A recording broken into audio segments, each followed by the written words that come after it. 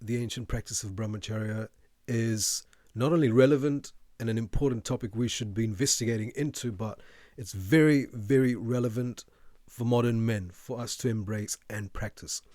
And in that conversation, we went into this idea of habit clusters.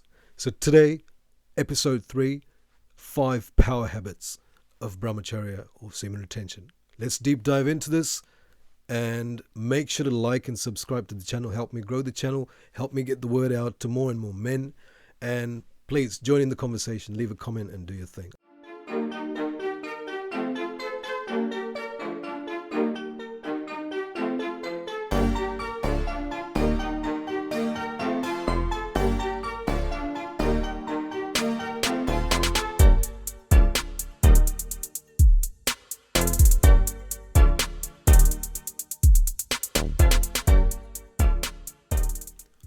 Also, in that last episode, I admitted how difficult this practice of Brahmacharya is. Cultivating and transmuting masculine sexual energy into other forms of complex creative expressions, in addition to procreation and the propagation of our species.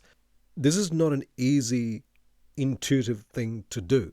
I also mentioned that the willpower alone is not going to be enough. Willpower is going to be the first set of muscles that you're going to be working on for sure, but this practice kind of pushes you to another level. So in this episode, I want to talk about what those aspects are and what kind of depths we're talking about and what sort of observations I've gathered and experienced and continue to experience in my practice.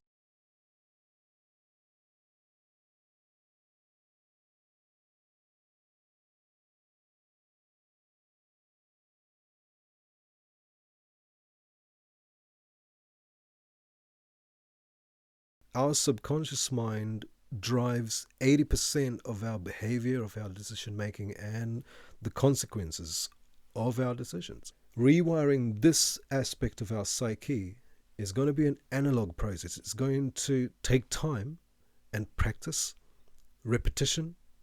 In other words, discipline.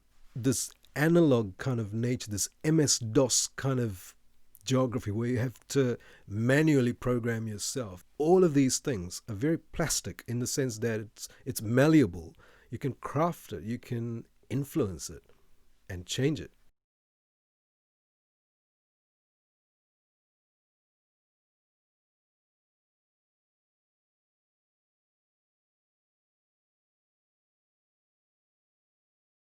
I mentioned how we live in a culture where our addictive nature, our dopamine dependent biochemical nature, how we're being exploited constantly. And we mentioned that one particular habit tends to attract other habits, positive or negative. The way to combat that would be to form positive habit clusters. It can fast track progress. I think it's an interesting way to approach learning, because when you start learning by habit, by action, it sort of inculcates the idea or the content that you're learning in a very realistic and in an efficient way. When you increase your value, your own sense of value to yourself first, this gets you in a better mindset, that gets you in a better attitude, a worldview, from a positive place, from an optimistic, empowered, genuine place.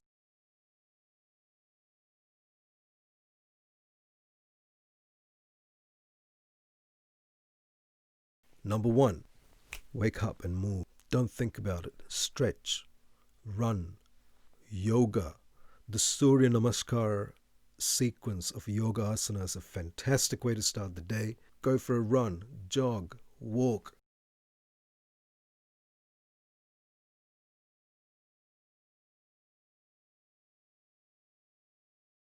Cold showers. Before civilization, when heating was a luxury, most of our ancestors had cold showers or cold baths. They would just go into the river or to a lake or to the ocean. There's massive electrical signal from your skin to your brain, primes your brain and sets it into the alert, present moment, reality kind of a space. Tiger-like stance. It gives you this resilient, tenacious kind of a quality. I usually start warm and then just drop the temperature and just work my way to cold, icy cold. And you just don't have to stay there for too long. Few minutes enough. It's a mind thing. You just go with how your body feels, how your mind feels. When it's cold enough, when you're refreshed enough, when you're alert, and your brain is primed to the present moment, then you get out of there.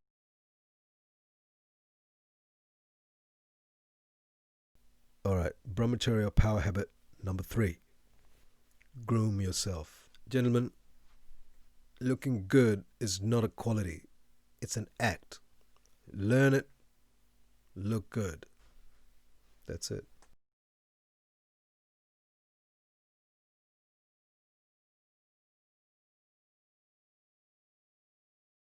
Eat high vibrational foods. Food with energy. Food with life. Fresh foods. Organic foods. Food that hadn't traveled far. Food without a barcode. Having a green juice in the morning or a green broth in the morning is a fantastic idea. They're fresh and they carry a lot of energy still with them. So it makes sense to bring or invite freshness and newness and energy and life into our bodies.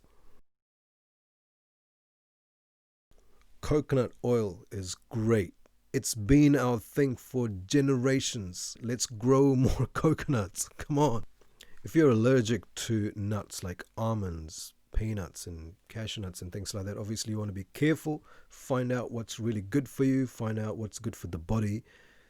Do the research. Talk to a doctor. Talk to a professional. Find out what's good for your body.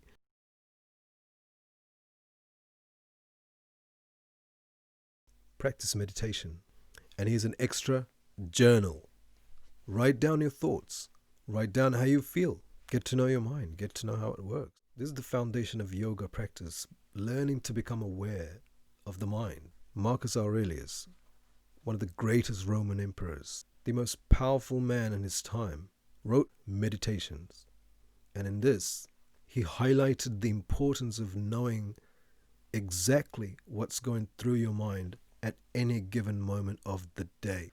Knowing your thoughts and being able to reflect at the end of the day what kind of actions you took, what decisions you've made, and what new things you learned, and what unnecessary things you had to leave. Practicing this heightened awareness and a clearer connection to the natural world, to this present moment. This is a high-performing mind. And meditation is a huge topic, and I want to dedicate one episode just to talk about different types of meditations, different traditions, practices from around the world, and what sort of experiences experienced meditation practitioners had, and what are some of these incredibly powerful, transcendental experiences that's linked to the practice of meditation. So I want to delve deep into it, and I want to dedicate one episode just for that. But in the meantime, today in this episode, we talked about 5 power habits that should be practiced along with Brahmacharya. Early rise, cold shower, grooming yourself, high vibrational food, and finally meditation, practicing a state of high performing, highly connected, highly aware mind. The benefits of staying alert, the benefits of staying connected, benefits of being present in a conversation, the benefit of being there for your loved ones and family and colleagues and your teammates, being a high performer, being a high achiever, being a visionary, being able to pull ideas and create reality, influence reality. Practicing these old school ideas like nobility and heroism, honor and developing character instead of pitting ourselves against one identity versus the other, or one particular orientation or one perspective versus the other. This is an endless game. Let's just step outside of that, embrace the biology, our first set of conditions first. Let's get to know ourselves. Let's get to know the body. Let's get to know the mind. Let's get to know the inner geography first. Practicing Brahmacharya in conjunction with these power habits promote a mindset of compassion, inclusiveness, visionary state of mind, proactive mind rather than being in a reactive state constantly. It promotes the sense of general well-being, and that's why I think it's a good idea. My name is Javier Singhal. This is Island Empire. Thank you very much.